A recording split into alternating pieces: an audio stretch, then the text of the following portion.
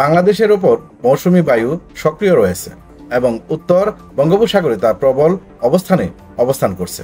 এর ফলে আগামী 24 ঘন্টায় দেশের বিভিন্ন অঞ্চলে বজ্রসহ বৃষ্টির সম্ভাবনা দেখা দিয়েছে। আবহাওয়া অধিদপ্তরের পূর্বাভাস অনুযায়ী বিহার ও তৎসংলগ্ন এলাকায় অবস্থান করা লঘুচাপটি দুর্বল হয়ে মৌসুমী বায়ুর অক্ষের সঙ্গে মিলিত হয়েছে। এই অক্ষের বিস্তার মধ্যপ্রদেশ, বিহার, গাঙ্গেয়, পশ্চিমবঙ্গ, বাংলাদেশের দক্ষিণাঞ্চল হয়ে আসাম পর্যন্ত ছড়িয়ে রয়েছে।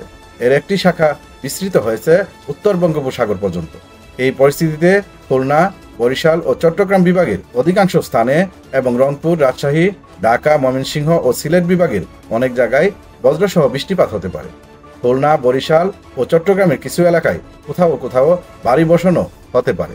তাপমাত্রা সংক্রান্ত পূর্বাভাসে জানানো হয়েছে, সারা দেশে দিন ও রাতের তাপমাত্রা প্রায় অপরিবর্তিত থাকতে পারে। 28শে জুন খুলনা, বরিশাল ও চট্টগ্রাম অধিকাংশ স্থানে বজ্রসহ বৃষ্টি। রংপুর, রাজশাহী, ঢাকা, ময়মনসিংহ, সিলেট অনেক জায়গায় বজ্রসহ বৃষ্টি।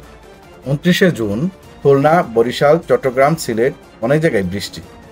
রংপুর, রাজশাহী, ঢাকা, ময়মনসিংহ কিছু কিছু জায়গায় বজ্রসহ বৃষ্টিপাতের সম্ভাবনা। আবহাওয়া বিভাগ জনগণকে সাবধানতার সঙ্গে চলাচলের পরামর্শ দিয়েছে। বিশেষ করে উপকূলীয় অঞ্চলের বাসিন্দাদের জন্য বিশেষ সতর্কতা জারি করা হয়েছে।